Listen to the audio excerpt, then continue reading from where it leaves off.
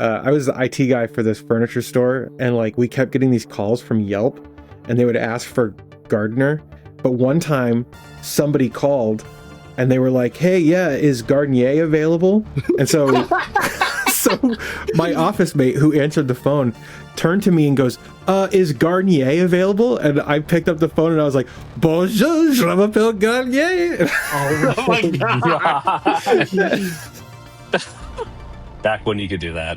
I still do that, man. Like, I get calls all the time, like, your Google business listing is missing verification status. Please press 4 now to talk to a specialist and get verified. And I will sit there and waste their time for like 40 minutes, dude.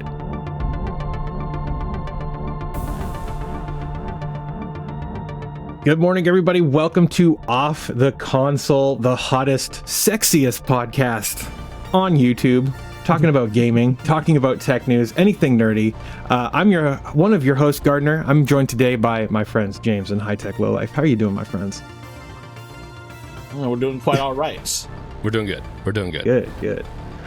We've got some big news this week. We got some Xbox news.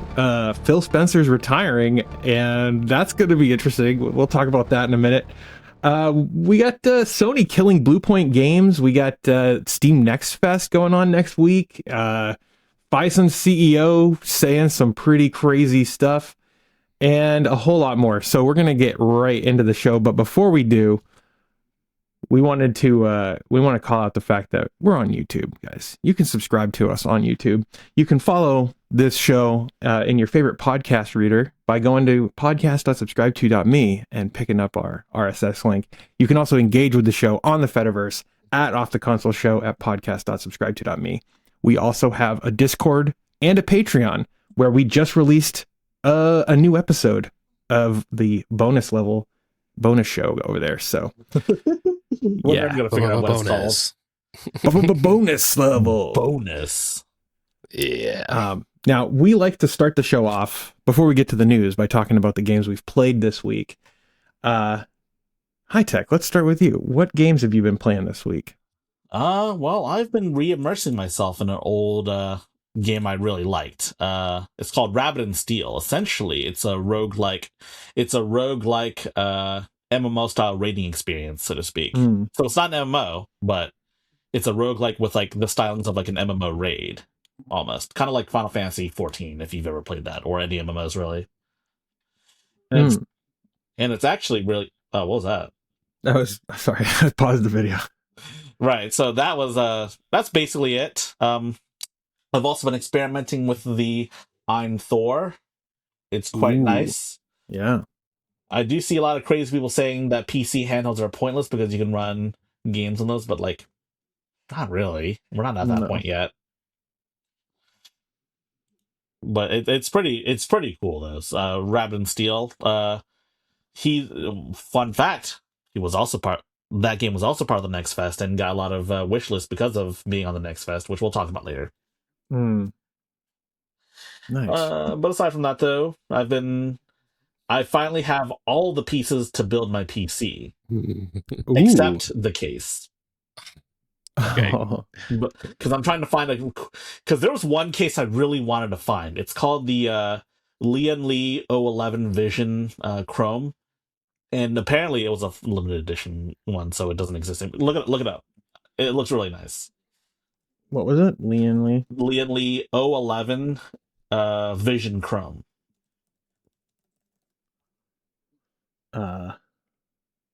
Share.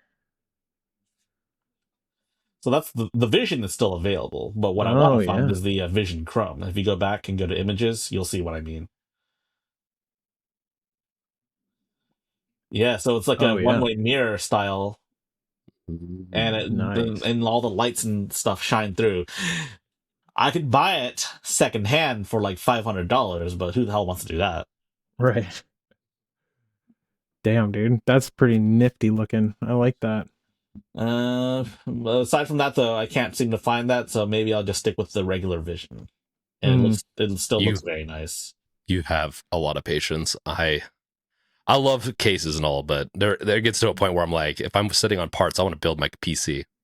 There's also another case I've been considering too, from Lian Li, called the Land Cool 4. Land Cool 4? Yeah, that's what it's called. And it looks like that. It Oh, kind of looks yeah. like it kind of looks like a speaker, but it's not. It comes out in Q2, Mm-hmm. so that's like 2 months from now, or maybe 3 or 4. Yeah. And when it comes out, they're usually not that easy to get. I feel like even when they come out, What, the Lian Lee cases? just any case when I don't know. Anytime hardware doesn't release on like a mainstream platform, I don't know. Well, I mean, you can find Lian Lee cases on like Amazon you can find or Newegg. You can find them, but I don't feel like I like the ones I really want. I can never find on Newegg or Amazon. Yeah, and so it's always like hopefully it comes and it's easy for you to get one. I mean, those are my picks right now. I'm trying to think of other cases right now, but that's my search for the coolest looking case continues. You should just build your parts in a cardboard box like I did at one point. What the hell? No, I'm not doing that. Yeah, then you get to use your computer, get it all set up, and then when you get, while you wait for your case. But then I'd have to take my GPU out of because I'm moving my GPU over because there's no way I can afford, there's no way I'm buying $1,000 GPU at this point. Yeah, that's true. That's true. It's a little depressing. Yeah, I would have liked to buy a new GPU. Maybe I can find some sucker to sell me a 5090 for like $500 on the internet. Get one of those Walmart deals you keep seeing. $500 5090. That'd be you'd have to be a fool not to buy that. But there's like 5070s and 5080s that have had really good deals though. Yeah, with like weird Walmart stuff.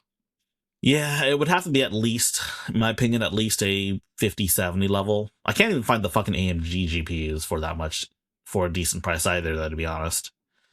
With a 9070 XT, that's the one I want. I mean, is there anything that's going to be a decent price between tariffs and just shortages going on? I mean, Steam Deck's gone. Steam Deck's gold now. If you have a Steam Deck, that's like gold under your bed. All right, that's enough about me, though. Yeah. Who wants to go next? James. I'll go next. I have been pretty stuck working a little overtime on my work. But while doing that, cheat the system a little. I've been listening to the book series that I mentioned a few weeks ago called Dungeon Crawler Carl. I love the series, by the way. It's a fun book. Has really good Crawler Carl. What is that? It's essentially it's essentially where humanity gets put into a dungeon system where each level gets harder and harder by an intergalactic alien species. There's a whole lot of stuff behind it, but you have to enter the dungeon willingly. You don't realize what it is. You get into it, and then you have what you'd expect in it's a lit RPG, so what you'd expect with leveling systems, all that. But it's very candid. It has very funny, and it's very fun because the two main characters are a cat and this guy, this brawly guy, and so it's really fun. The cat gets essentially is able to talk, and Princess Donna is her name. So and the voice actor does such a good job with all the different voices. I'm so shocked. So it's a fun ride. It's definitely one that, it's not like a educational, but it's very entertaining and very fun ride. I love it. So I definitely recommend people listen.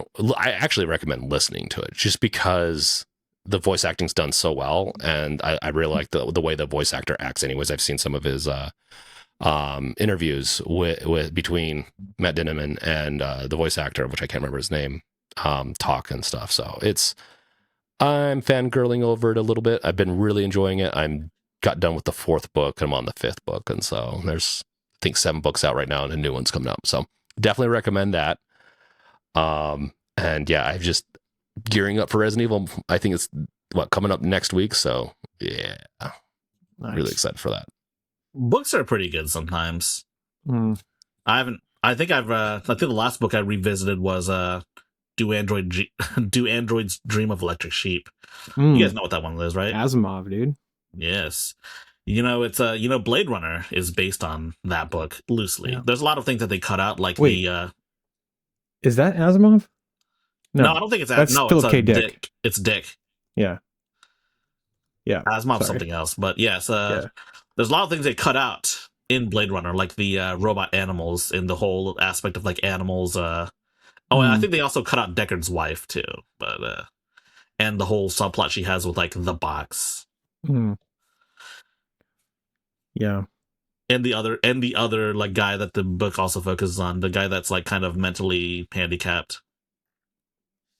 I forget.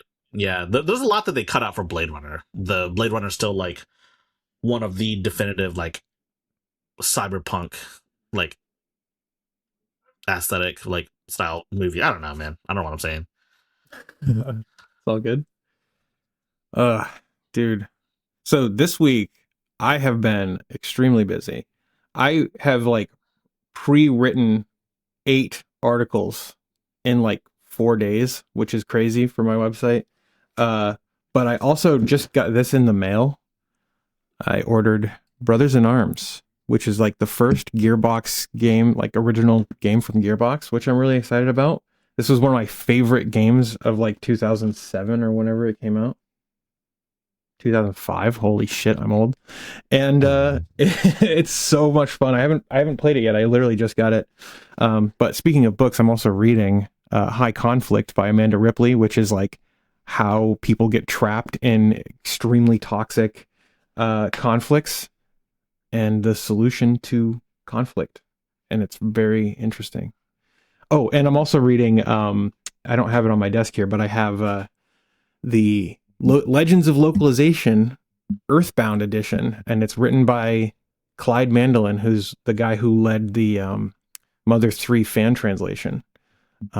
So it's a really, really good, interesting book talking about the differences between the various versions of Mother 2 / Earthbound. And I don't know if you know, but Earthbound's like literally my favorite game of all time. So that's what I've been doing this week. Reading 2 books at once and writing 8 articles because I'm a huge nerd. Gardner. Yeah. You're an Earthbound fan. Did you know that there's a Mother Museum in Japan? I did not. Yeah, it's in Tokyo. I saw it. I didn't go inside it, but I did see it. And I took some pictures of like the outside. And I think you'd really appreciate it. It's like 2,000 yen to go in. Wow. That's how much is that? Like $20? It's a little less than $20 at this point. Yeah. Neat. That's awesome. Yeah, I love Mother. Like Earthbound is like, dude, I don't know if have I ever told you the story about my first experience with Earthbound. I don't think I have. It was on the shelf, like, you know how like game oh my god, supermarkets used to do like video rentals and stuff and video games. Right. So like the big Earthbound box was like, there was like this pedestal shelf with like 3 sides, and so all the game carts were sitting on like the shelves around this thing, and then the actual big ass Earthbound box was sitting on top.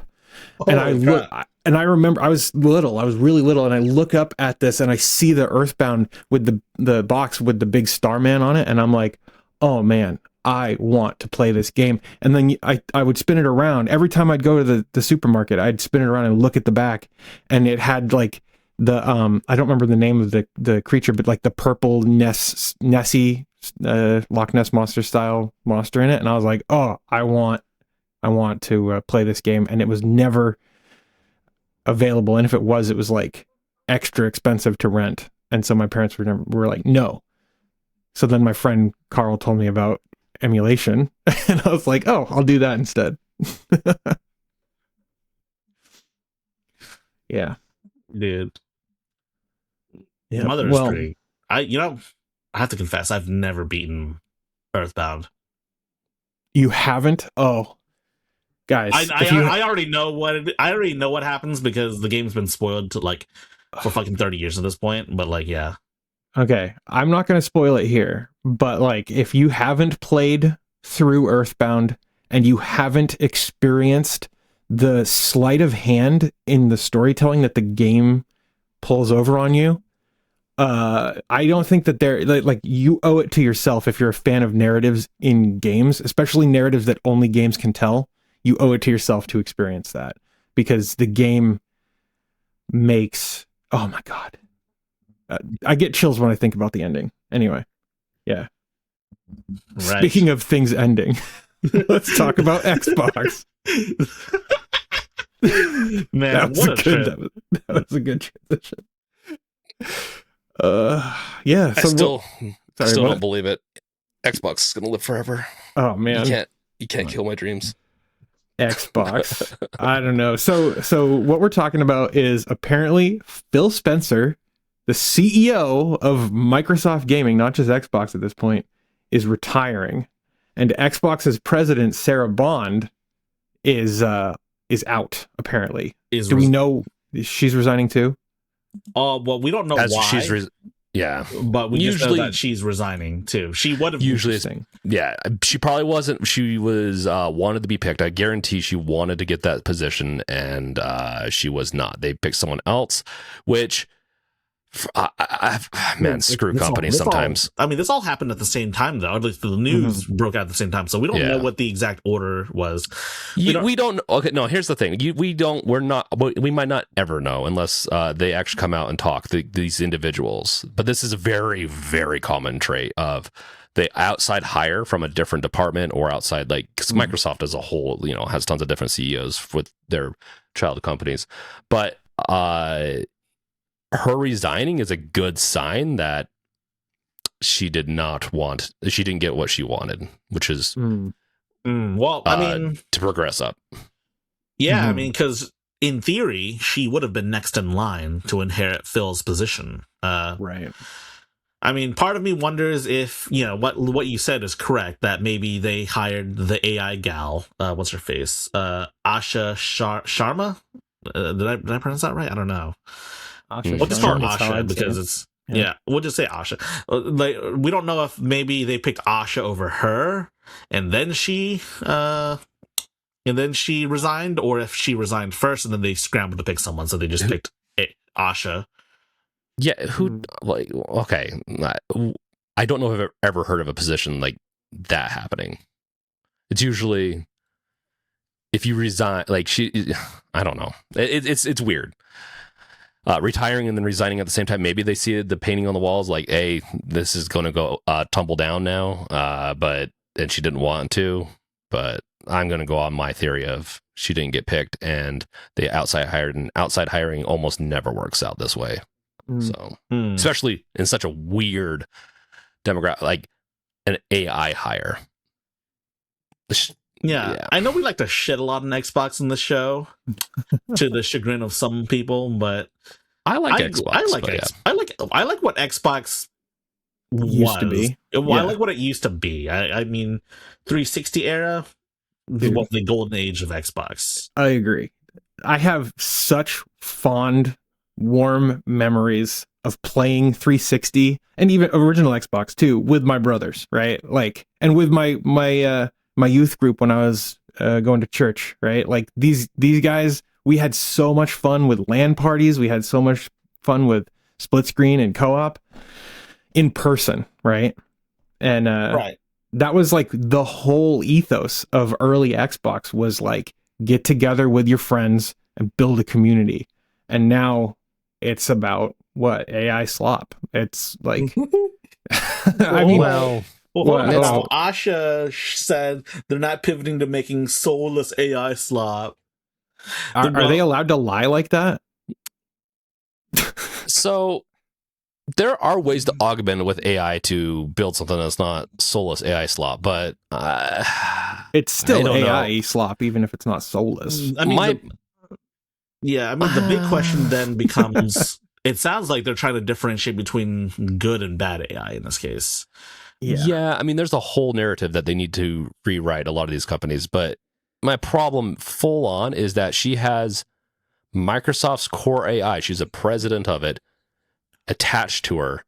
Once again, can we not have someone that is game focused in their career development be at the top of these companies and not just be grabbing people that aren't as... Truth be told, Phil Spencer was that guy. Was he? Yeah, he plays a lot of video. He plays a lot of video games. Yeah, that's probably why I'm maybe to the detriment of running the games industry, to be honest. But I mean, he at least has, like, he enjoys it. He has skin in the game. Technically, like, he likes games. Every time I've read his stuff, like, we've given him crap and stuff. I have not completely given up on Xbox even to this point. I get their pivot. I get a lot of stuff they're doing. I understand that their plays are a little dangerous, but at least there was something at the top, like someone driving it that at least cared. Where a lot of other like Blizzard is a good example. Their C-level execs they don't care about games at all. They just games. Yeah, they don't at all. And you can't make good decisions, I think, if you don't care at all about the industry you're in. Right, but like based on his decision making, it seems to me that he doesn't care about Xbox. Like he's driven, like Phil Spencer drove Xbox into the grave, man, or 1 foot in the grave at least.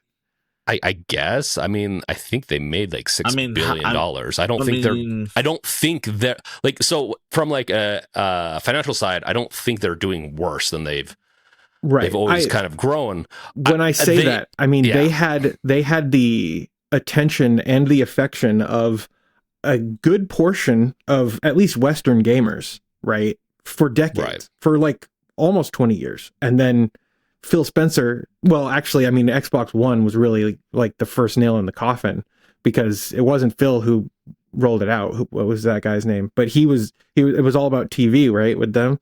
And then Phil took over, and I don't think he righted the ship. Like he tried to. He focused on acquiring game companies and stuff like that. And don't get me wrong, a lot of stuff was done there that I don't like, but it feels to me at least something that wasn't completely egregious. Like, I don't know. Just can you name any other big company besides like Valve that is doing anything even closely decent? Well, not saying that Phil Spencer is, but in terms of like quality games, Nintendo and Sony kicks Microsoft's ass every day of the week. At least until there was the PlayStation pivot to live services. We'll talk about that later. Yeah. But I mean, Xbox has done, like, I get it. There's a lot. All right, so it's a complicated situation because on one hand, Phil Spencer was dealt a pretty bad hand. I mean, if you guys remember, Don Matrick basically dealt a fatal blow to Xbox. Yes, that's what it was, Don Matrick. Yeah, that's, truth be told, like if like you got stabbed in the heart, there's no way you'd ever fully recover from that at all. In fact, you'd probably be dead. But Don Matrick stabbed Xbox in the heart like all those years ago. Yes. There's a lot of good. I mean, and there's a lot of good that Phil Spencer did for Xbox. It may have never fully recovered Xbox, but there's a lot of things like play anywhere. It's just not going to be the same. It's not going to be the same Xbox, but I still think like there's a lot of people that still greatly enjoy the brand and their loyalty. But it's. And the whole like backwards compatibility focus happened under him too. That's also a major thing that he wanted. And I will say that I will give him credit for that for sure. Absolutely. Yeah. And crossplay on Xbox. They managed to, this is the generation they managed to make. Well, I think last generation was a generation where they managed to make crossplay a more common feature. Yeah. Turning it into a PC company, which there's a lot that I don't necessarily agree with him, but there are some good policies that he implemented. The big question now is, what is Asha going to do, since she is now the head of Xbox and Microsoft gaming as a whole? Oh, and also they brought Xbox games to PC day one.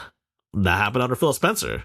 It killed any incentive to buy Xboxes, but like, maybe that's why I just haven't been like, because I'll get on top of them at times, and other times I like the idea I could have my PC. I haven't had to buy another Xbox. Yeah. They kind of killed that incentive, but I'm like, I'm still buying their games. Like the incentive of buying an Xbox, because it's usually subsidized to a point where they make money off the accessories, but not really the console itself. But I still buy the games that they have for my PC, so they're still getting my money. I like these directions, and even it's kind of, I feel like, pushed Sony to do it too. And so I think for PC gamers, it's good. It's just for the fond memories, because I do too, like of Xbox and Xbox 360. I have lots of fond memories of doing LAN parties and stuff. It does suck. It's just those days are kind of gone anyways. But see, I don't think that they have to be gone, right? Like Xbox has pushed the LAN party mentality out because they stood to profit from people buying Xbox Live. And this is part of the problem is like Microsoft has been solely focused on extracting as much value as they can from the brand rather than fostering a healthy brand that has a community around it and that respects the community and listens to their feedback. Microsoft has as soon as Microsoft gets on top, they stop giving a shit and they will not listen to anything anyone says because they don't see the value in it. The short-term quarterly value. So I just, like maybe Phil Spencer's like affection for early Xbox is why he did something that is less profitable with, backwards compatibility or whatever. And that's like one thing that I can see, but even like, I don't know, I just don't see the value in, like Game Pass or like making game, like it literally ruined the Xbox console brand to make games available day one on PC, and it's forcing their competitors, namely Sony, to do the same thing to their own detriment. And it just seems like another one of Microsoft's underhanded plays to subsidize for as long as it takes to remove competition, and that's what it feels like to me. I don't know. Making games day one available on PC seems like, no matter what, a win for the consumer. I don't like the idea of, it's fun and we grew up with it to have these consoles every few generations. It's nice, but I don't like having to own 3 different consoles to play games that I'm like I own a PlayStation because it has a couple of unique features on it, and that's cool. And it has a couple of games I really like. Beyond that, I couldn't care less. I would rather just have one device that I could just play all my stuff on. So this is the hard part of Microsoft's and Sony and Nintendo are all have these very negative aspects to them. And I don't know. I don't know if it's gotten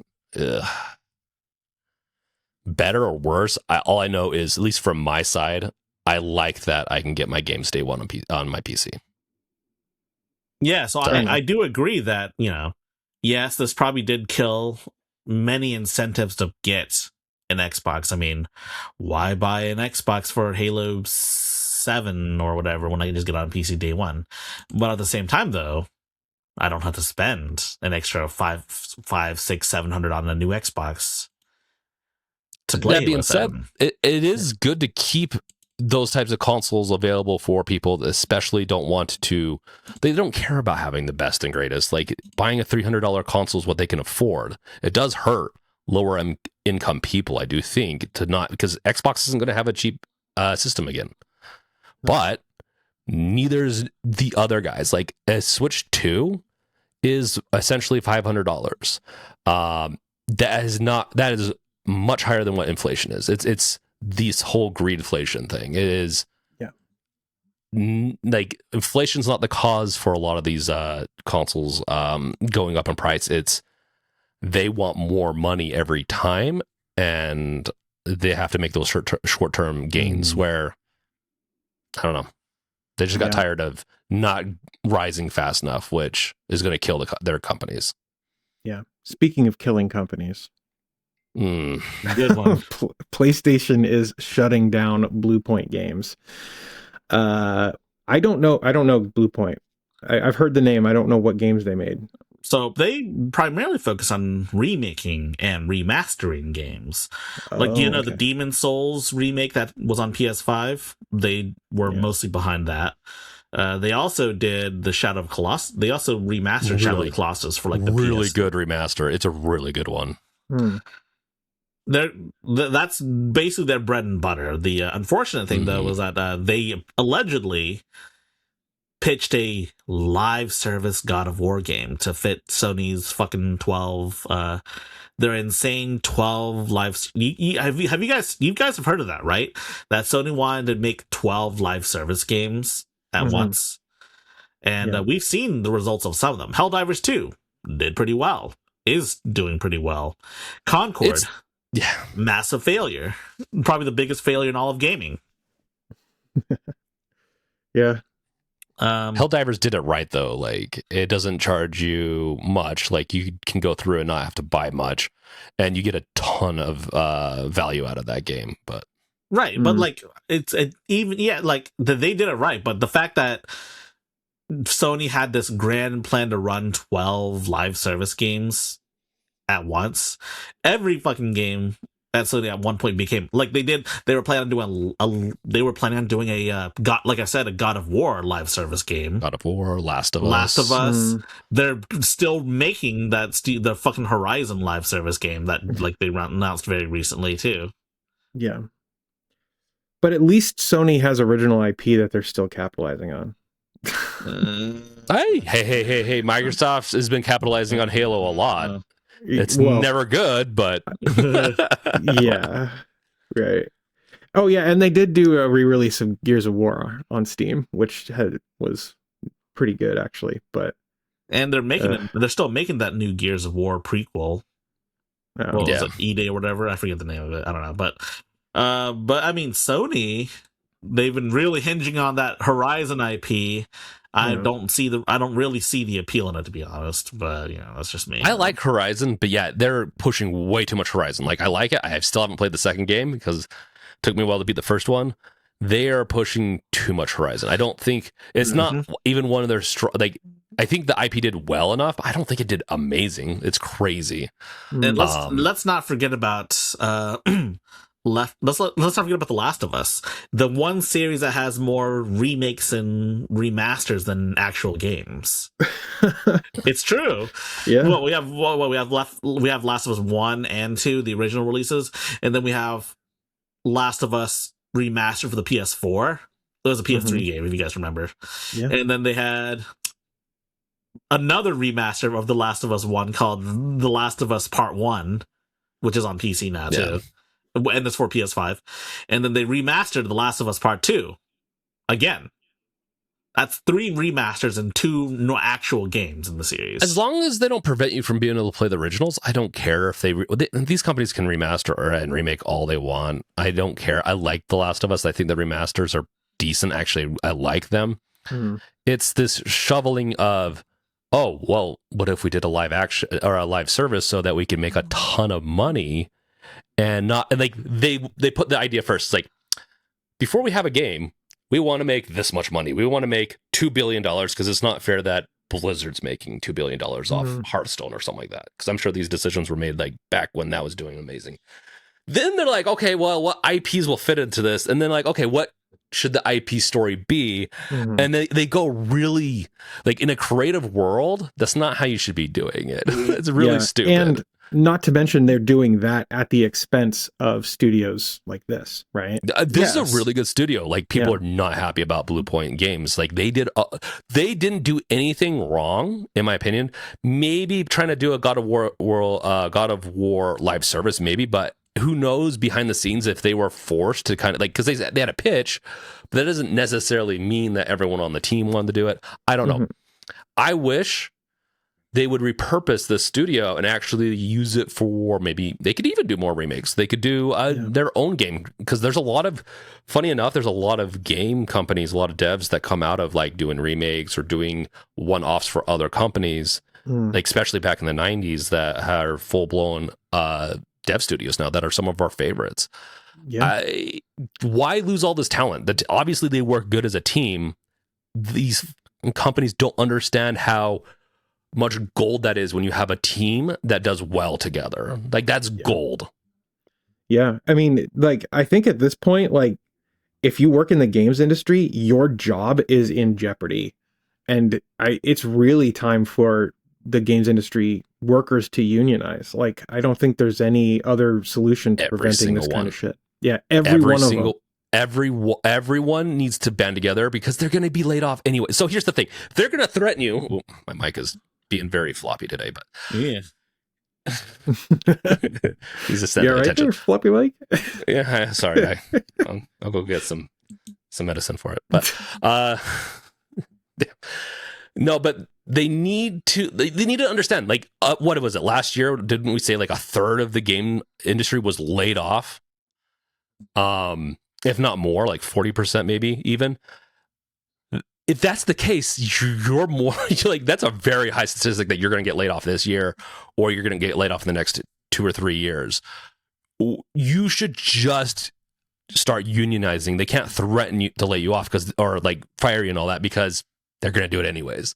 It's easy for me to say that on this side, but I really think the game industries needs to unionize. Like, there's no other industry that I can think of more that needs to unionize more than the game industry. Rant over. Yeah, I mean, even tech workers, tech workers have lost a lot of power too. So they have too, but and that is the thing. Tech workers are getting laid off more and more, but it's not as bad as the game industry. Yeah. It's so bad. Honestly, man, I feel like if you want a stable job, you just shouldn't work in the games industry. I know you want to do it for the arts, but at this point, dude, what job is safe at this point? Yeah, that's the thing. It's like very few jobs are safe, and unionizing is one of the ways that we can take power back and actually have an interest, have control, and forge a better working environment for everybody, right? It's not just about like working in the games industry. Like, people who work in the games industry deserve to have a stable income and livelihood, right? And they deserve to know that if they spend 3 years or 4 or 5 years working on a game, that they will have just compensation and a job once the game is released and they've put in all that work. And it's just profoundly disgusting that we don't have those kind of protections. So I think it's time that people take the power back and actually make, forge their destiny, for fuck's sake. Like, sorry, just put it back into them. Yeah, no, put it back into the power of them. They know they make, like, a lot of these companies make really good. Like, I get it. If you're not doing your job well, if you don't not, that doesn't protect you from a union doesn't necessarily protect you if you're doing bad job. Like, if you're all around like just pissing everyone off in your vicinity too, you can get fired. Yeah. What it helps is gives you bargaining power to where you don't get laid off as often, or there's a little bit more control. They'll help with stability, which is it's going to kill the game industry at this point. This stability issue is going to kill it. Not like this should have been maybe me talking in the bonus level, but 50 years ago we had more unions, we had more taxes on rich people, and we had and the American dream was much more alive, to bring it to American kind of side of things. And so the big question now is, what happens now? Are we do you see us heading towards a second great video game crash? Yeah, I think we're kind of already in the midst of it a little bit. The saving grace, I think some of the saving graces is that some of these devs can go, and it really does, like, as much as like the Expedition team, like, yes, was their game indie or not, like, we talk about that, but there was still a lot of risk that they had to put in to make a game. With such a big studio, especially. So the indie world is going to start, I think, doing better, and we have all the tools. Even if you go with like Unreal, they charge 5%, like, after you make $1 million. Like, that's for their engine. The tools are there now to where indie devs can really shine. So hopefully, well said. Yeah. I mean, I don't really know what more we can say besides everyone shit in the bed. Xbox is shit in the bed. Sony shit in the bed. And honestly, some people aren't honest about that Pokemon re-release that's happening on Nintendo's side. Ugh. Yeah, no. But you know who's also shitting the bed? Uh-oh. So I'm going to segue this. Valve is a little bit, but it's not their fault. I think this is AI. So AI did screw over the Steam Deck OLED. Like, I think it's still right. We still cannot get a Steam Deck. That's a great question.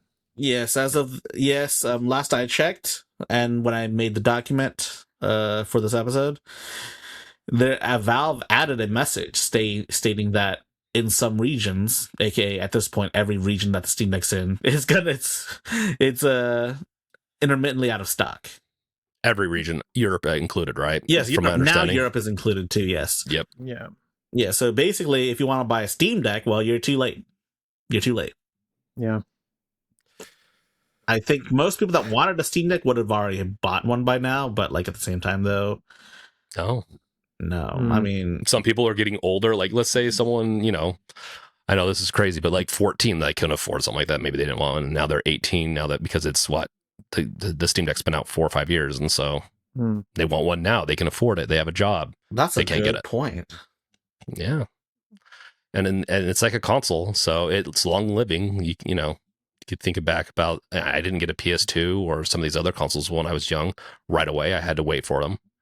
So people are still wanting these, and it being out of stock. I don't think it's ever come back in stock since it was sold out 2 or 3 weeks ago. So we're about to hit a month soon, and they're still out of stock. That's interesting. It's a terrible time too, since it's almost the Steam Deck's anniversary. In fact, wait, when did the Steam Deck come out? Let's find out. May? No, April? It was February or March. It was in February, and it was the 25th of February 2022. Yeah. Wow, that's crazy, dude. You can't buy the Steam Deck on the 4th anniversary of the damn device. What the fuck? That's not common. Crazy. It's like the consoles going up. Like all our consoles are going up after a few years. You can't buy the console after it's been out for 40. This is a weird time to live. Yeah, and you know what would be a solution to this? Unions. And abolishing tariffs. I mean, unions probably would help, but would it help with the shortage because of the RAM? I think it would, because I think if there were unions that were like had any semblance of ethics driving the force behind it, and they listened to actual people who worked for them, right? Then the AI boom wouldn't happen the way it had, right? And I don't think we would be in this situation. I don't know if they would help now after the fact, but I think they would be maybe at least some kind of burn. Yeah, it would be that's definitely the thing. We don't need to artificially grow the AI thing so fast. We could do it a little slower and more ethically. Yeah. It would definitely help a lot. Meaning like, we don't have enough power. We don't have it. Okay, well, let's work with governments to implement these structures. Like that's what we've done in the past. Yeah. And we're kind of just circumventing that. And we end up paying for the AI power. We end up paying for, and this is where Anthropic, and people could correct me if I'm wrong, but Anthropic actually has plans to do all this. They do theirs a little slower. OpenAI is the one that is buying all the chips for RAM and everything, and really doing it's not as dirty as Grok running on diesel generators, but that one's crazy. Smoking out a Texas town, but no, it's I every day that this does not come back into stock, and I know maybe they're trying to circumvent all their RAM to the Steam machine, but every week that this stays out of stock makes me feel like the Steam machine is not coming this year. Yeah, it becomes less and less likely the longer these stay out of stock, for sure. But you know what? If you do have a Steam Deck, you might want to participate in the Steam Next Fest. Oh yeah. Do I have to have a Steam Deck to do that? No, if you have a PC, you can do it. Yeah, so it's a good time to announce we're doing collab with a bunch of content creators, which includes you too, I would just hope. Yeah. Yes. So essentially, it'll be like the old. You guys remember the Steam Pals videos we used to make, or that I used to make rather? Yep. It'll be kind of like that, but I don't have access to the Steam Pals channel anymore since it wasn't ever really my channel to begin with. It belongs to, but so I'll post on my channel, and then it'll be a good time. It'll be a massive collab video with all of us. Hell yeah. And as for the creators, there are plenty of creators that you guys know. You, the audience, I mean, you guys already know all the people that are gonna collab with us. Yeah. Have you announced who they are or no? I You don't have wanna do not it. yet. Okay. It'll be a bit of a surprise. Heck yeah, dude. I'm excited. Oh This yeah, is fun. Steam Next Fest is always great. Like, it's got some cool stuff all the time. So, like, every iteration has been really fun. Yeah. My only problem with Steam Fest or the Whoa. Next Fest is the What happened to your mic? Does it sound bad? It sounds different. It sounds different. My kids played with everything. It might be you might be using a different It's microphone using my now. AirPods, but Yeah. I can't do anything about it now because Oh. the fucking software locks out changing mics, even though if I unplugs, it changes. That's annoying. That does sound annoying. Yes. Oh well. I'll fix it in post maybe. It's okay. I just sound weird. Yeah. All right, but what were you saying? What were you saying there, James? Before we rudely interrupted you. That's because my mic is just drooping, and they unplugged it, and my kids played with it. I guarantee. Okay, so Next Fest is fun and all. It's just really hard to dig through all the games, and so having people pick them out is nice. To pick out a couple of games that are like fun to play because it's much easier than to have to. And some of the games that I've seen they do look really fun. And it's just I had to dig through so much, and sometimes the marketing's not the best, so sometimes you might miss something if you're not watching for the kind of the diamonds in the rough. And honestly, some of my favorite recent releases were Next Fest.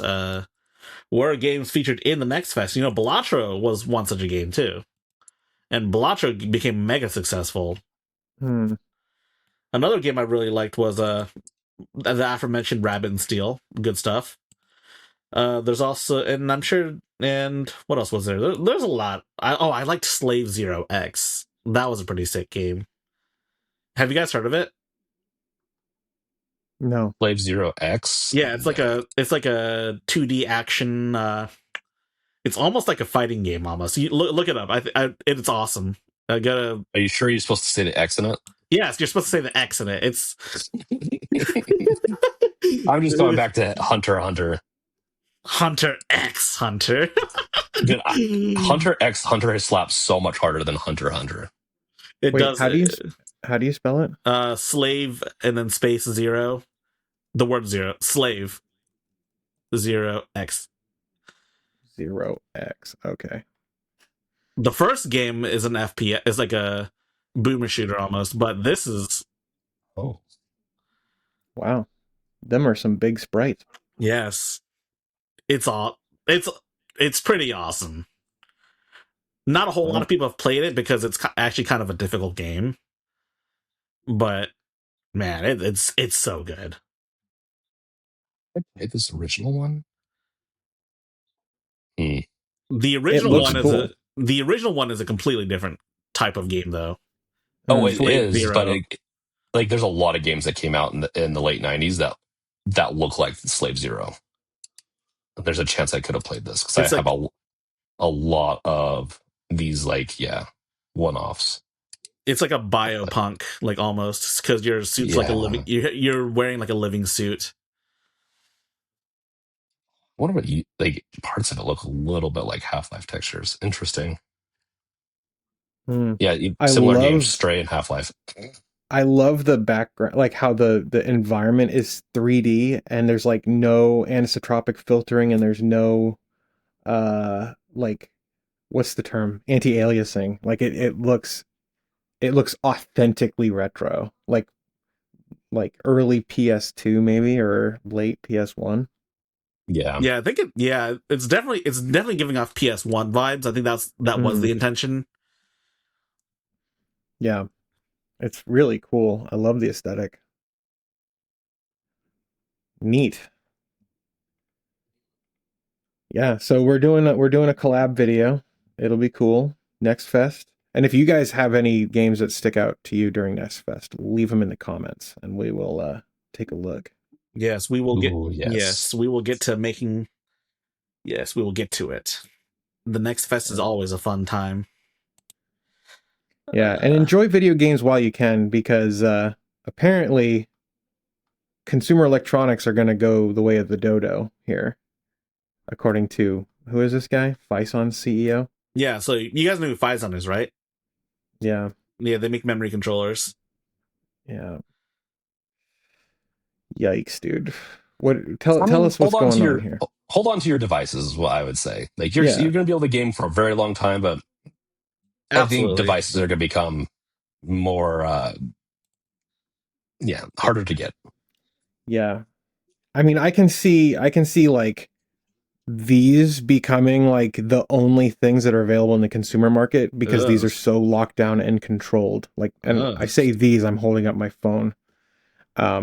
They're so locked down, they're so controlled, and that's really what all of this is about, is, you know, robbing you of your digital agency. So I feel like this is a completely made up bullshit crisis that isn't real at all. It isn't real, like it's manufactured, or not real as in like, oh, it's not going to last for like 20, it's not going to last till like 2030. Oh, I mean, like the fact that OpenAI is buying up all this stuff, all the RAM, is intentional in order to remove PCs from the market so that people have to rely on OpenAI and use shitty smartphones instead of computers. In a healthy capitalistic society, you have other companies then take up and build more RAM. You increase supply. As demand is there, you increase supply. That's how it's supposed to happen. Obviously, doesn't usually happen that way. In a lot of cases, especially when you have more I'm not going to get into a bunch of that stuff, but yeah, it's like kind of half and half. I think it's a lot of stuff is run by idiots. I don't think, that this is I don't know. This will be interesting to see, like the postmortem, postmortem of this type of what happens in like 20 years, to see what really caused all the issues and see if we even have half the stuff we have now, or if it's all online, which has a lot of caveats to it. Yeah, so I mean, what devices would you expect to just die because they couldn't sell? Like, maybe the big companies like Asus could survive, maybe, but what if they can't? Like, what, 2/3 of the stuff they sell probably has RAM in it? Yeah, memory. Like, what if they can't sell anything for a year or two? Well, yeah, I mean, what if like System 76 and Tux computers and these boutique Linux framework too, even framework. Yeah, it's crazy. They're the ones that are probably the most in danger, right? And so framework, like Jack had to raise the prices like at least twice, and they're projecting maybe it'll happen a third time too. There is something that could sweep in, is that Chinese company doing the memory, but like, if another company could come in and just like rectify it, but usually you do it earlier on. Like, it takes a lot of work to get up and get memory production going. Well, to this extent. The other thing too is that, CXMT was on the Pentagon's entity list. They weren't allowed to do business in the U.S. Yeah. And also one more thing too is that, the AI companies are also just going to buy up those too. And CXMT's main demand is in mainland China. Okay, so they're stretched. You can see OpenAI is already stretching their books too much. Like, meaning a lot of these companies are kind of on the edge of what they can afford. They might be able to get more money, but we're getting into hundreds of billions of dollars, and it is getting to a point where I don't even even some of the richest oligarchs can't fully, or companies or whatever, can fully front all this. So there is a stretching point where they can't. So I don't know. Well, I mean, if you keep allowing Nvidia and Microsoft to circle jerk the same $100 billion back and forth to invent value where they had none, then basically have an infinite money glitch. So Did Yeah, but the memory comes from Samsung, and and so SK Hynix. yeah. We essentially have 2 or 3 sources, maybe a couple small ones, but not much. I mean, yeah, that we had. We primarily had the big three. Micron. It was for a long time. They used to be the only players. I mean, they're still the biggest players, but we now with like 2 of them doing deals with OpenAI and one of them just doing deals with basically every other AI company that isn't OpenAI. I mean, shit, man. I really want, like, this is gonna sound quite un-American, but I really want Chinese memory to save us all. One has to. I mean, what do you do? Like, But the problem is that are they even really capable of it? we'll find out. Like, yeah, this is where competition's supposed to come in and save us, and so we'll see. Will Chinese memory save Valve too? we Who will knows? see. We shall All I see. know is I'm getting like, like, what if it wipes out a third of the electronic manufacturers this year or more that rely on memory? That's crazy. That's like, Yeah, that's industry destroying. Like, if it happens, these are all a little bit hypothetical stuff I'm saying, but like, if Steam Deck can't have RAM to just sell, to come back into a product, like, to sell, like, even if it's limited, we haven't seen it come back. If they can't get it for a few months, then this could destroy the industry. yeah. Yes. I mean, yeah. It's And what you're saying, Go Gardner, is going to come true, like, full on. yeah. I don't know. High Tech, what were you gonna say? I don't have much to say at this point. Right now. I mean, at this point, it's like if you like James was saying, if you have hardware, hold on to it, right? Like even before this um crisis, the AI memory crisis, like there weren't super compelling reasons to drop a couple grand on a new PC anyway, right? Like, so just hold on to the hardware you have. It will retain value. It will increase in value, and you can still play games even if it's like 45 frames per second versus 60. You can still play them, and if the games industry wants to be able to continue to sell games during this crisis, they're going to have to target 2 or 3 or 4 year old hardware, and that's just how the games industry is going to have to exist and adapt. We'll see if they live by that. They're going to collapse with the electronics too. Okay. Yeah. Yeah. No, be a little pessimistic here, but it's unfortunately, I think there's going to be a lot of changing going on, and it's not voluntary. Yeah. It's all like Gardner said. I think some of it's manufactured to be more reliant on AI and some of these data set, like having more in data centers, and because they've kind of already conquered the business side, now they're coming for the consumer side, I guess. Yeah. Well, what they want is to sell you thin clients with a 5G radio. They don't want you to have like compute power in your hand. They want you to pay a monthly fee so that you rent your compute from them. That's really what this has always been about, right? It's why Xbox has had a hard on for, cloud gaming for so long. And it's why, you've heard about like the Xbox for gaming or Netflix for gaming for so long, is because you won't own anything. They don't want you to own anything. It's why they've like seppuku'd on for their consoles, right? It's about removing your digital autonomy. And so at this point, hold on to your hardware. It's your power. Yes. Yeah. They're gonna have to, I keep saying this, but they're gonna have to take my computers from my cold, dead hands. Yeah. Yeah, like it's some real shit, man.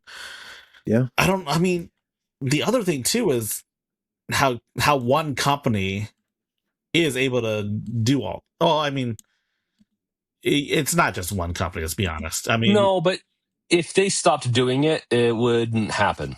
So it's two things. I blame 2 companies, NVIDIA and Samsung. Samsung has the roadmap to and they know that it was coming, and they're refusing to increase their output. So they could increase their output, and they're vocal about it. That's why another reason I really blame Samsung is they're vocal about it, that they think it's going to subside. I don't know if I trust that. And then it's Nvidia. Just is like, yes, OpenAI, but like Nvidia is the one that's fronting AI. Oh, OpenAI. Like OpenAI wouldn't be a thing right now if it wasn't for Nvidia. Agreed. So yeah, I hate Nvidia. Well, I do too. Yeah. I feel like I say this. I feel like since the start of this podcast, I've been saying I hate Nvidia every other episode. yeah. Nvidia sucks. Dude, I hate Nvidia. Okay, well, I don't really have a transition for this, but Highguard's website was down this week. Because Highguard, speaking of things being dead or dying, I guess. Highguard. What are we doing here, High Tech? We're not playing Highguard. That's what we're not doing. Yeah. Look at I'm still pissed off about the sword thing. Why would they do this? Yeah. were you even going to play the game? I might have. Okay, if they had the sword. Well, I think it's really funny. If Jeff Keighley tells me to play a game, I'm definitely going to play a game. Hashtag sarcasm. Listen, man. It's not my fault Geoff Keighley wanted us to go to the promised land of Highguard. We're Geoff Keighley's chosen people, after all. I don't think Geoff Keighley had anything really to do with the dying of this game. No. He made it happen faster. It wouldn't have happened like so quick, but yeah. So like you want eyes on your game you're making. If you have more eyes and it does worse, that is a really bad sign. Yes. You know, people are also kind of pissed off too because they found out that Highguard's secret investor was Tencent when they presented themselves as a fully funded independent studio, so to speak. Mm-hmm. I think we were talking about that too. We were talking about how it was more of an independent affair. Yeah, that's how it seemed. Yeah. And then it's actually funded by Tencent, so yeah, it's not. How much of it though? Like there's a lot of I know it's weird, but like there's a lot of these companies that will take some pretty big grants, but they're not massive. I don't know if Tencent even does grants. I doubt it. But yeah, I mean, it's stop making these types of games unless you have something truly original and different. And if you do have that, get it out in front of people's eyes first to validate, instead of having essentially a shadow drop. Yeah, that's fair. I mean, I don't really know what more we can do at this point before. I mean, the website's the website being down is kind of funny. They got rid of all the engineer, everyone, 2 weeks ago. Shock. Oh, the website's right there. The website's up now, but apparently this is quite different from what it used to be. That's my understanding. Are they? I will say this website is pretty nice. I'm not gonna lie, yeah. It's cool, but no, it's a good marketing site. It's Are they going to try to rebrand this whole thing? I'm just curious because they got rid of pretty much everyone, didn't they? Yeah, they laid off the whole Highguard studio, basically. So did they just have a skeleton crew running these servers? I guess. They used the new transition API for switching between pages. That's pretty cool. At least that does look pretty cool. They put all their money into the website. Yeah. I don't know, man. Highguard is such a interesting colossal. I'm not gonna say it's a colossal failure like Concord, because I don't think there can ever be another Concord, truth be told. But at the same time, though, I mean, it certainly wasn't the best. I don't know, man. It's just it's a very crowded market. And these companies are really weird because they want to get as many of these live services they can. I always say live action, God. Live service games out as possible, but they have continual players. You only have a finite amount of people that can play these. Like you can't stretch it any thinner than it is. If you make something interesting enough, it's going to drive, and you have a bunch of products on the market, it's going to drive them from your other products. So Sony and their 12 live service plans. yeah, I think if they just made really good single player games, they'd make just as much or more money and having a hybrid plan. Like you can have one or two decent live action if you want, or damn it, live service. I'll never get used to this. You can go back multiple to probably our first episodes, and I would say live action, but Yeah. if they just did the hybrid approach, they just want as much money as they can get, and they don't. I don't know what type of financial people that they have. There's only a finite amount of people that you can get out of the pool. You can only steal so many from your own products or other people's products, and it kills games like my favorite Dead Space. Like Dead Space remake did fine. They made money. They could have made another one and kept on making money and tweak the way they do that and make more, but no, it's an all or nothing, and it's really, really annoying that they just cannot take a hybrid approach to all this. Yeah. Dude, we should put these like MBAs back in school, man. Or unionize and prevent all of this shit from prevent your why not bosses both? from. Yeah, I'm going to do scorched earth. I think an AI would do better. Wouldn't it? No, that's a good point. I think an AI would do better. They would look at the MBAs. numbers and be like, "What the are these people doing? Why is everything put into live service and most of them fail?" So I agree that. So I think we all agree that AI can't properly run a company, but do we agree that I think they would be better than most MBAs in the world? Yeah, I think an AI can't make every single decision, but it can make some of the big ones. Like firing all the MBAs in the company. Yeah, I mean, AI is not capable of independent thought, but neither are these C-level executives. So, or even the higher ups. Yeah. So. Especially not the higher ups. Especially the higher ups, yeah. The higher you go up, the less brain cells. Yeah, exactly. Yeah, this is why we don't qualify as C-level execs. We're too smart.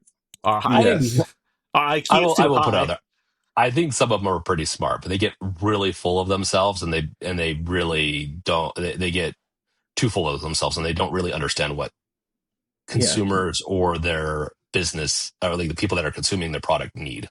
That's the problem. Or they get distracted by drugs and invites to scrupulous islands. But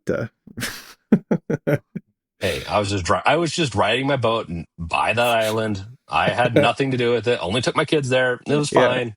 Oh, I only chartered my private jet to fly to the island. No, that's actually one financial person, like big time. They brought their kid to the island. Yeah. What? Several people have been saying that. Yeah, that I brought my kids, as if that makes it okay. Like, yeah, I think what they're trying to say is that like they didn't feel like it was a bad place for kids to be, right? But what they're saying is like I brought my kids. Man, what the fuck? Yeah, they don't understand. These people are fucking crazy. Anyway, speaking of crazy shit, Qiddiya City now owns all of Evo. Is that how you say it? Qiddiya? I don't know, probably. Probably. That's how I'm saying it. What's going on here, High Tech? So, we've talked a lot about Saudi Arabia esports washing, and this is another one of that too. No, to be clear, let's get this out of the way first. We're not talking about people of Saudi. We're talking about the Saudi government. Yes.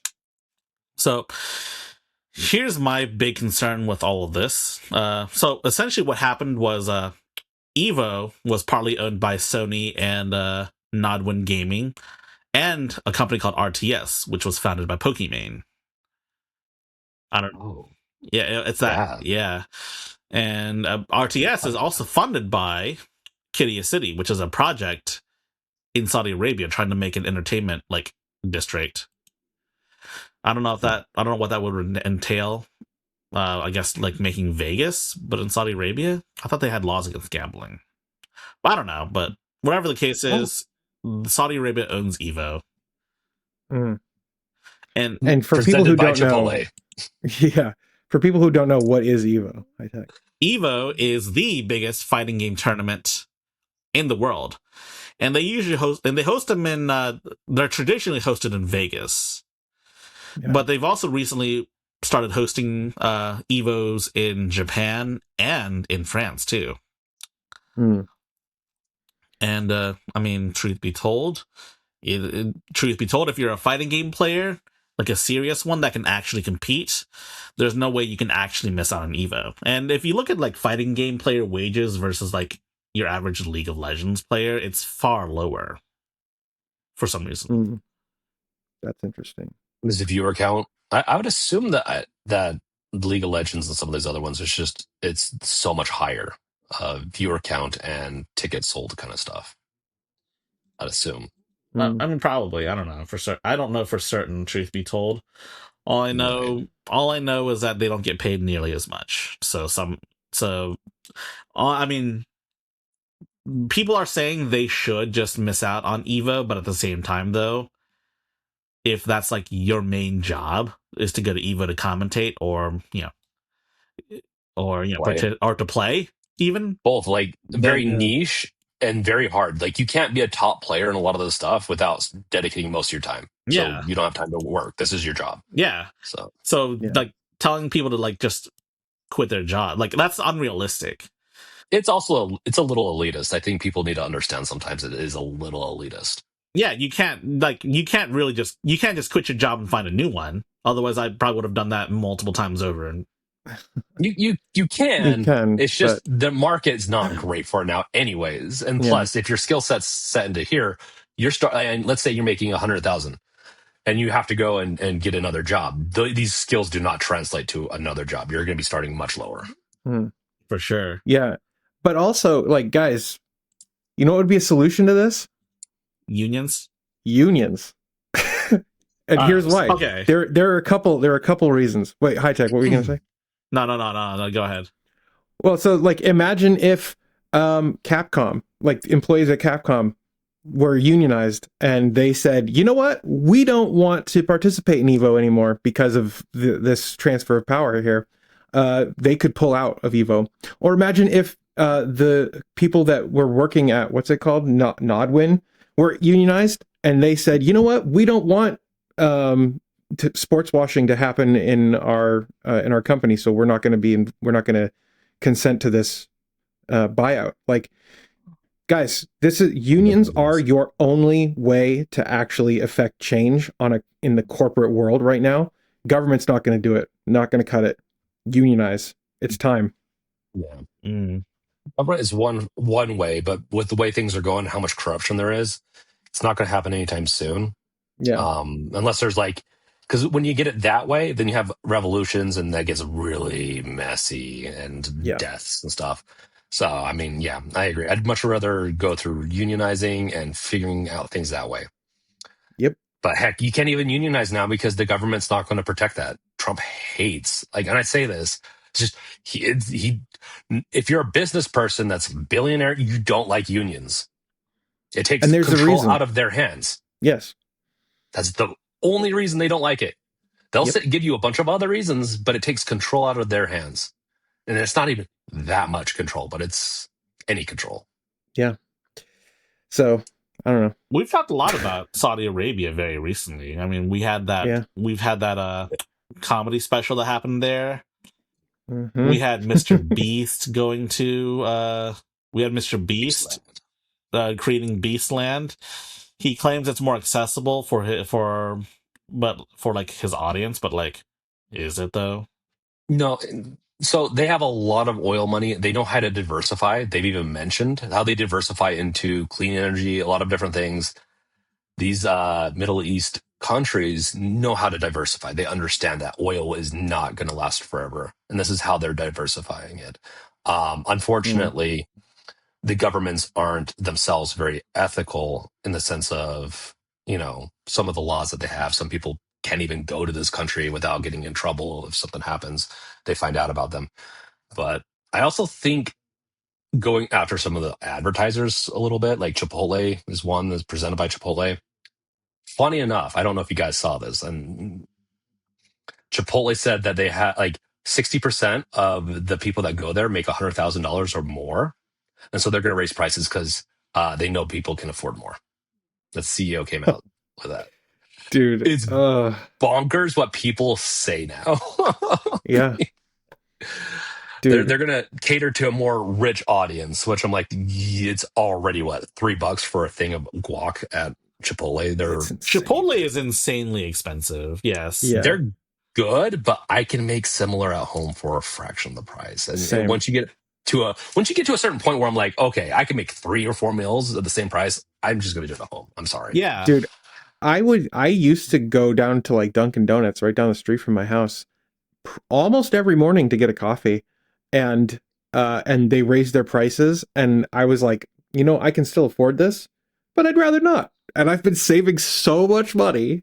It's like crazy. And they didn't even say anything like as ballsy as we're raising our prices because we know people can afford it. That's just nuts, dude. It's saying the quiet part out loud. I'm like, at least they're being honest, I guess. But yeah, I mean, dude, there's a lot of companies that are like, we're making record profits and we're also laying off 10% of our workforce. And it's like, if you work for a company like that, you will eventually be in that 10%, guys. Like, yeah. You know who also did that very recently? Sony. Yeah. They made record profits and shut down the entire Bluepoint studio. We talked about this earlier in the episode. Damn. It's a bunch of callbacks. Gardner, you said you buy you bought a lot of coffee at Dunkin' Donuts, right? I did, yeah. Are you one of those coffee guys that has like the expensive espresso machines and like you make aesthetic videos on the internet about the not quite, no. I have a Ninja. It can a Ninja coffee maker. It can do like coffee or tea. So I had one of those. I got the Ninja espresso maker. It's like $500, but like it does everything in espresso. Like so you can make lattes, you can still do all the other types of coffee and teas you want, but it has the grinder in it. It weighs it out for you. It does the whole espresso part, and it even has the frother. Oh yeah, mine has the frother, but it doesn't. So much money. Oh yeah, it saves so much money. Mine has the frother, but it doesn't have the grinder in it. I have a separate grinder. It's got that frother that has like it will with the wand. It's got that wand frother. Oh yeah, same. That espresso, like okay, yeah. I also have a French press, which is so good. French presses are amazing. Are nice. Yeah. You know who else is a coffee guy? Bob Wolf. Yeah, we should get Bob on. Yeah, but I don't have his contact info. Do you? I could probably message him, I think. Oh, we should get him for that video too. Bob Wolf is not one of those creators in the video because I don't have his contact info. Yeah, I'll try to message him. But yeah, basically in an alternate universe, Bob Wolf wouldn't be making videos about like consoles and shit. He'd be making coffee videos. He'd be like one of those coffee YouTubers. It's never too late. It's never too late. Diversified right now because it's always the market is. It's always interesting seeing other people's hobbies, like your guys' hobbies. Like Gardner, I didn't know you were a book guy. I mean, I probably could have figured that out, but yeah, I'd assume you're like garden or something. Yeah, you're a gardener. The gardener. That's funny. Yeah, I don't have a green thumb. I'm kind of a black thumb, as they say. I kill plants on not you kill things. Yeah, wow, I'm not really everything you touch. That's not very Gardner of you, Gardner. I know. And the fun thing is like my name actually comes from like the French to garden. So at least that's like my understanding. Garnier? Like Garnier Fructis? Yeah. Dude, one time I did that. I was like I was the IT guy for this furniture store, and like we kept getting these calls from Yelp and they would ask for gardener. But one time somebody called and they were like, "Hey, yeah, is Garnier available?" And so My office mate who answered the phone turned to me and goes, is Garnier available? And I picked up the phone and I was like, Bonjour, je m'appelle Garnier. Oh my god! I totally I totally fucked with that guy. Like it was so much fun. Man, Back when you Garnier. could do that. I still do that, man. Like I get calls all the time, like your Google business listing is missing verification status. Please press 4 now to talk to a specialist and get verified. And I will sit there and waste their time for like 40 minutes. But that's not like a customer calling though. It's a little different. Oh, well, I mean, Yelp is equally as a scam, as much of a scam. Yeah, you're okay. Yeah, I Yeah, think yeah. I'm getting more of what's going on. Okay, I didn't realize. Well, yeah, it wasn't a customer. It was a Yelp scammer calling. Jean-Michel Garnier. Oh my gosh, we're gonna get freaking destroyed for those poor French people that listen to us. I gotta like, because I think we have a little bit more time. We kind of went through our topics a little quick.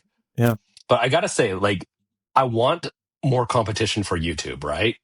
And I'm not necessarily thinking that Apple's going to be that competition, but I will say I'm excited that they finally announced after 25 years plus of doing podcast stuff on their devices that they finally support video podcasts.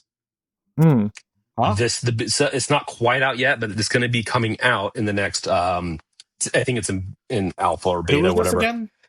Apple Podcasts. Apple. And so and I say this that I'd like to see our podcast become more readily available video wise outside of YouTube also, but like I am just getting tired of YouTube. Oh yeah. And there's getting a little bit of a I would prefer to have, because I listen to more and more like structured podcasts or like long form content. If I want short term, I'd rather just go to Instagram or something, or the Fediverse. But it is cool, and hopefully it affects YouTube a little bit. It's just I don't know. My hope is that we see other companies start to do this and so it seems like make it. Yeah, sorry. Yeah, so it's also, so yeah, I fuck YouTube first off. Oh, sorry, we're on YouTube. Screw YouTube first off. But at the same time, though, there has been something interesting going on with another YouTuber by the name of Joey's Retro Handhelds. As you can tell, he's a retro handheld YouTuber, and he does like tutorials and like product reviews and stuff. Apparently, YouTube has copyright struck him for what appears to, I don't know. He says it. We don't know what the video was exactly, but I mean, one can imagine. But I don't exactly know what is going on. He just got a channel strike, and there's a lot of channel strikes going on. Potentially, Rogue AI kind of doing this. Of a lot of content creators, and there's been some that have been removed, and it really sounds like it shouldn't have happened. I mean, the way it sounds like YouTube's targeting emulation content, to be honest. True, but I'm talking about people that aren't doing any of that. They're just getting targeted. Some of them are just random, but it's really weird how YouTube's kind of going. And if they crack a few eggs, I guess 100,000 doesn't matter as long as it's not in the millions and they're major creators. I have a feeling that there's going to be some people that just get trounced on. Yeah, unfortunately, it's not good. Yeah, there's no other like good alternatives. Like with Spotify, I got away from Spotify a while ago because there's a lot of alternatives. But YouTube wise, there are becoming more and more. And like Gardner, you host your videos on on another place, but that's not what's it called? Is it PeerTube? Yeah, it is PeerTube. But that's not. Is that even like realistic for a lot of people that just don't like? They can barely get behind a camera to do their work. Hosting a PeerTube is like a lot of work for me, and it's not cheap either. So, yeah, it's not. That's why I don't know. Like big companies, I get it. I get why it like YouTube's grown so much. Like they made it so it was affordable. You didn't have to pay to host. Very in some ways, it's very generous, especially early on. But it's gotten to the point now they're just kind of making it so much harder for small creators because they're getting paid less and less every year. Yeah, Oh yeah, for similar views and stuff. When I started my channel, like the first couple of years I started my channel, I made like $11,000 a year from my channel, and now it's down to like 8,000 a year. And it's not like that it's not like I'm doing less work. It became more work, and yet the channel has seen less revenue for more and more work. So yeah, it's why I started my website. Mm-hmm. You got to kind of take it back into your hands, but it's just, it would be nice to have a little bit more competition in this side of things. Like we have YouTube, and then we have daily version. Sorry. Then sorry. You all right? Yeah, no, sorry. Look, we have like YouTube, but then you have like, and I get it, the younger generation wants like quick, easy to digest things. You have TikTok, you have Instagram, all that. But like, I don't want to go to TikTok and watch a lot of the videos I watch there. I don't like to watch long form content. If it's past 2 or 3 minutes, it becomes very tedious to be there and watch something. But I love podcasts. I love watching people like break down things. I like watching a lot of different content creators, whether it be 10 minutes or an hour. That's why I bring up the Apple thing. Like, I know a lot of people don't like Apple. I've kind of conceded to just doing more Apple stuff because it's kind of just easier for me to just not think about that portion of my life and just work on everything else I want to work on. But at least there's that. A little bit of hope. Hopefully there's another company, maybe with, I don't know. I just have hope that maybe we'll have more options and not just be stuck with YouTube. Yeah, I want more options as well. Competition is almost always good for us. So, yeah. But I definitely, hopefully, we see something change, because I don't think YouTube's going to improve what they're doing. I think it's just going to get worse. Yeah. As much as I like YouTube at times and whatnot, I don't see it getting better. I see it just getting worse and then shitifying. Yes. So me too. We need someone with really good skills to build alternative to YouTube that's more Fediverse based, that is very easy for people. Yeah. I mean, and yeah, at the risk of being a broken record, we need YouTubers to unionize. Man, this really is just, you know what? I actually really agree with that. Yeah. Sorry, High Tech, what was that? I was just gonna say, this is unionize the episode. Yeah, absolutely. Yeah, we could do that. We can start the union. The big question is, how do we get other people to join our union? Yeah, that's. I mean, I would join as the Gardner Bryant channel too, but yeah, you can get some of your Linux friends to join the union. Yeah, we'll see. Let's talk about it off the show so that the algorithm doesn't fucking punish us. They're like, they want to unionize YouTube. 1 view. Yeah. Banned. Yeah. Banned for dangerous and harmful content. Yes. Yeah. Right. Yeah. All right. Well, on that note, guys, great episode today. I think this went really well. How do you feel? I feel good. It was really good until that one person went off the rails with the Apple podcast. No, I got the email about that too. I think we should diversify where we're putting our video. Cool. Let us know in the comments what you think we should do. Should we put our videos on Apple, on Spotify? Let us know. With that, thank you for watching. Thank you for listening. If you haven't already, you can head over to our Patreon. We have a bonus episode. I think it was like almost 40 minutes long this week. And we talk about a bunch of cool stuff. So, too hot for YouTube, in fact. So, too spicy. The stuff we talked about is already too hot. Yeah. Thank you so much for watching. We'll see you guys in the next week. See you later. We'll see ya. See if the algorithm allows it. Peace out.